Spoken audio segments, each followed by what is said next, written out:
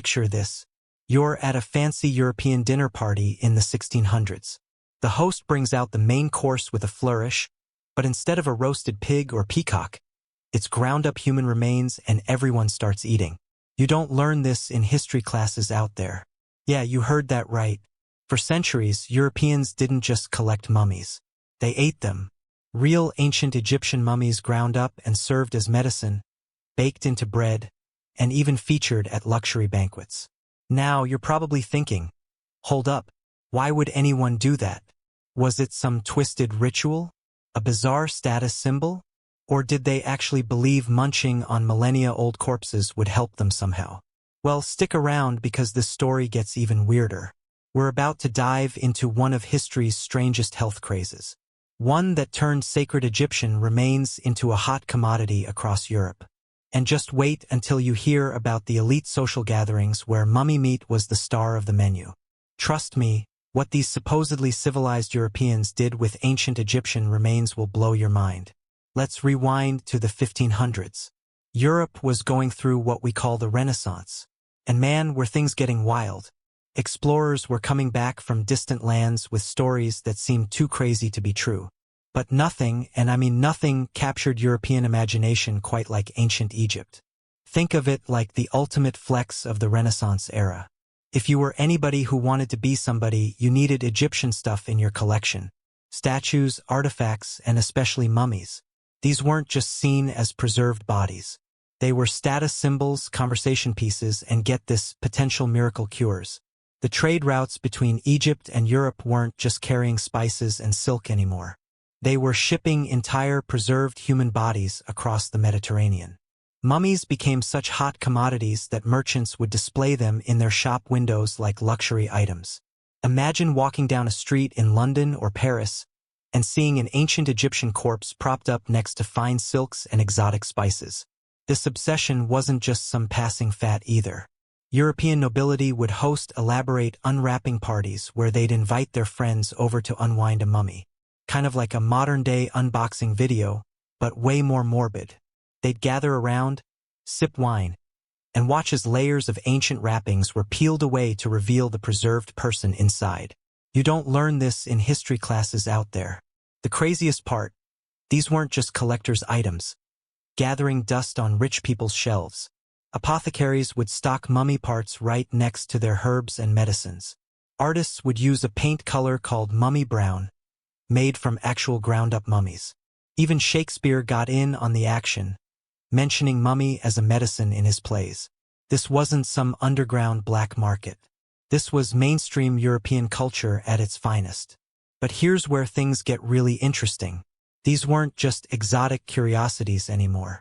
Europeans had much bigger plans for these ancient remains. They were about to turn sacred artifacts into something you'd find in a medieval medicine cabinet. And trust me, what they did next is even more shocking. So, how exactly did someone wake up one day and think, you know what would make a great medicine? Ground-up mummies. Well, it all started with a massive misunderstanding about bumin. You know, that black tar-like natural substance. Ancient Arabic medical texts praised the healing properties of bumin, which they called muma. Here's the wild part. Because Egyptian mummies were black and shiny, Europeans thought they were preserved with this magical healing bumin. But hold up, it gets better. These European doctors came up with this absolutely bonkers theory called sympathetic medicine. The basic idea: dead preserved tissue could somehow transfer its preservation powers to living tissue. In their minds, consuming mummy bits was like taking an immortality pill. I mean, these mummies lasted thousands of years, right? Clearly, they knew something about preserving human flesh. And we're not talking about some back alley quack medicine here. The biggest names in European medicine were all about that mummy life. The personal physician of Francis's The Fence of France prescribed mummy powder. King Charles II of England had his own personal recipe for king's drops that included human skull and mummy extract. Even the famous philosopher Francis Bacon praised mummy medicine as a cure-all. You don't learn this in history classes out there. Want to know what they thought mummies could cure? Pretty much everything. Headaches, bruises, broken bones, nausea, epilepsy, plague, internal bleeding. You name it, they had a mummy prescription for it. They'd mix mummy powder into tinctures, pack it into pills, dissolve it in liquids, and even make plasters to put on wounds. Some doctors would prescribe mummy wine. Yes, that's exactly what it sounds like. Wine with dissolved mummy bits. The really mind-blowing part, this wasn't some short-lived fad. This practice went on for centuries. Medical textbooks from the 12th to the 18th century regularly included mummy preparations in their prescriptions. They were so common that you could walk into pretty much any European pharmacy and ask for prepared mummy like you'd ask for aspirin today. But here's the kicker. Remember how this all started with a mix-up about bumin? Well, actual ancient Egyptians didn't even use bitumen in their mummification process. They used natron salt and plant resins. So, Europeans spent centuries eating mummies because they misunderstood an Arabic word. Talk about a lost in translation moment. When demand for mummy medicine exploded across Europe, it created one of history's weirdest supply chains. Egyptian tombs became the new gold mines.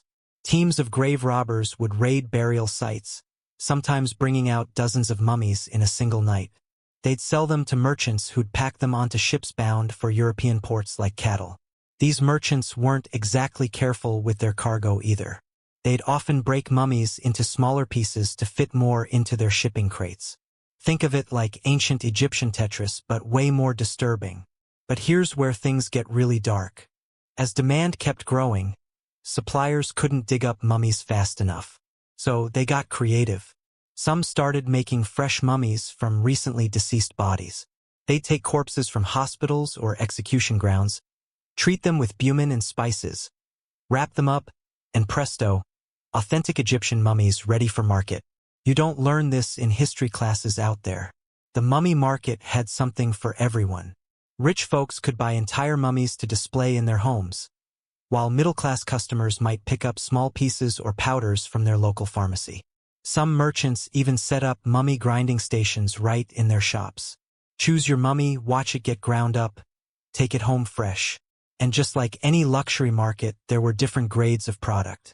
Top-shelf mummies were supposedly from ancient Egyptian royalty. Spoiler alert, they usually weren't. Mid-range options might be labeled as priest class or noble mummies. Budget shoppers could get common mummy powder, which, let's be honest, was probably just regular corpse dust with some exotic spices mixed in. The whole trade was so profitable that by the 1600s, Egypt was practically running out of mummies. We're talking about thousands of ancient bodies dug up and shipped off to be eaten by Europeans. Makes you wonder how many priceless archaeological treasures ended up in someone's medicine cabinet. Just when you thought this story couldn't get any weirder, enter the mummy banquets. Yeah, you heard that right. Actual dinner parties where the main attraction was eating mummies. You don't learn this in history classes out there. Picture this. The 1680s France. You're at a high society gathering. The host is showing off their wealth and worldliness by serving mummy meat. Guests are passing around plates of flesh that's been carefully extracted from Egyptian remains, seasoned, and prepared like some kind of ancient delicacy. They're washing it down with wine mixed with mummy powder, snacking on bread baked with ground mummy, and even sweetening their drinks with mummy-infused sugar. It was like a macabre farm-to-table movement, except the farm was a tomb and the table was set with thousand-year-old human remains. But the aristocracy didn't stop at eating mummies. They got creative. Some would host mummy painting parties where artists would use that infamous mummy brown pigment to paint portraits of the guests. Others would organize mummy unwrapping ceremonies, turning the desecration of ancient remains into a fashionable social event. The really mind-bending part, these weren't considered shocking or taboo practices at the time. European nobility saw mummies as exotic commodities, not human remains. They'd casually discuss the best ways to prepare mummy meat like they were trading cooking tips. Some hosts would even brag about the vintage of their mummy, claiming it came from an ancient pharaoh or priest.